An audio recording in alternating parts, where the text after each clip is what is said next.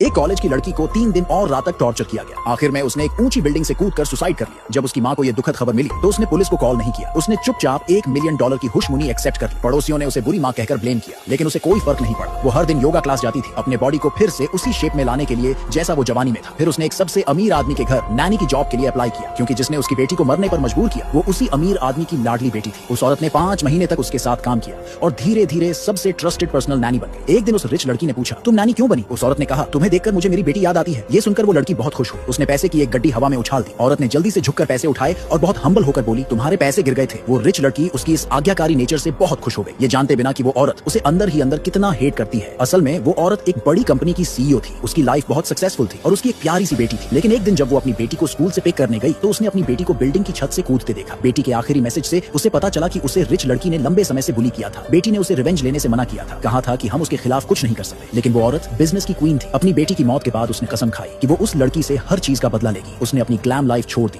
और एक सिंपल नैनी बनकर उस रिच लड़की के घर में घुस गई। लेकिन उसका मकसद उसे मारना नहीं था। वो चाहती थी कि वो लड़की मेंटली पूरी तरह टूट जाए। जल्द ही उस औरत का टारगेट उस रिच लड़की के बाप की तरफ शिफ्ट हो गया, क्योंकि वो अरबों का मालिक था। उसकी बीवी मिड एज में मर चुकी थी और असल में उसी का घर पर पूरा कंट्रोल था। उस औरत के दिमाग में था कि अगर वो बाप को हर्ट करेगी तो वो रिच लड़की पूरी तरह टूट जाएगी। लेकिन उसे पता था कि वो आदमी बहुत सी खूबसूरत औरतें देख चुका है, इसलिए इतनी इजीली फंसने वाला नहीं था। इसलिए उसका ध्यान खींचने के लिए उस औरत ने अपने चेहरे पर नकली फ्रेकल्स बना लिए, भद्दा चश्मा पहन लिया। फिर घर में पहली रात उसने सीढ़ियों से गिरने का नाटक किया और सीधे उसके बाहों में जा गिरी। उसका चेहरा देखकर उस आदमी की आंखों में थोड़ा सा पिटी दिखा, लेकिन औरत तुरंत पीछे हट गई। यही बात उस आदमी को अजीब लगी। वहीं पास में एक औरत ने उसे बहुत बुरा भला कहा। वो एक मशहूर इन्फ्लुएंसर थी जो रिच लड़की की नई सौतेली मां बनने की कोशिश कर रही थी। वो रिच लड़की को खुश करने के लिए गिफ्ट्स लाई थी, लेकिन उसी वक्त उसे इंसल्ट झेलनी पड़ी। रिच लड़की ने कहा कि ये औरत 1 महीना भी नहीं टिकेगी। ये देखकर उस औरत को पूरा यकीन हो गया कि बाप बेटी दोनों ही बहुत घटिया लोग हैं। कुछ दिन बाद उसने सुना कि रिच लड़की किसी और लड़की को फोन पर डरा रही थी। वो लड़की उसे कोर्ट में ले जाने की कोशिश कर रही थी, लेकिन रिच लड़की ने 3 गुंडे भेजकर उसे पिटवा दिया और केस विथड्रॉ करवा लिया। इसके बाद रिच लड़की हंसते हुए कहने लगी कि वो गरीब लोगों को कंट्रोल करने के बहुत तरीके जानती है। ये सुनकर उस औरत को अपनी मरी हुई बेटी याद आ गई, जो बिल्कुल ऐसे ही सफर कर चुकी थी। उसका हाथ अपने आप मुट्ठी में कस गया, लेकिन जब रिच लड़की को थोड़ा पेन महसूस हुआ तो उसने उसे डांट दिया कि वो हाथ क्यों दबा रही है। औरत तुरंत नीचे झुकी और माफी मांगने लगी। रिच लड़की को उसकी ये सबमिसिवनेस बहुत पसंद आई। उसे क्या पता था कि अब उसका वक्त आने वाला है। उस रिच आदमी के बारे में और जानने के लिए उस औरत ने बाकी नौकरानियों से बातें करना शुरू कर दिया। पता चला कि वो रात 11 बजे स्विमिंग करता है। उसी दिन औरत ने उसकी नौकरानी की चाय में हल्के से कुछ लैक्सेटिव मिला दिया और खुद ही चाय उसे थमाते हुए बोली, अगर जरूरत हो तो मैं हेल्प कर दूंगी। जब उसने देखा कि नौकरानी ने वो चाय पी ली तो वो अपने कमरे में वापस गई और अपने चेहरे से फ्रेकल्स मिटा दी। थोड़ी देर बाद वही नौकरानी पेट खराब होने के कारण औरत को कहती है कि वो फ्रूट प्लेटर पूल पर ले जाए। सब प्लान के हिसाब से था। उसने प्लेटर पूल के किनारे रख दिया और इंतजार करने लगी कि रिच आदमी पूल से बाहर आए। जैसे ही वो बाहर निकला, औरत जानबूझकर फिसल गई और सीधा पानी में गिर गई। वो आदमी उसे पकड़ने के लिए हाथ बढ़ाता है, लेकिन जैसे ही उसने देखा कि उसके चेहरे से फ्रेकल्स गायब हैं, वो हैरान रह गया।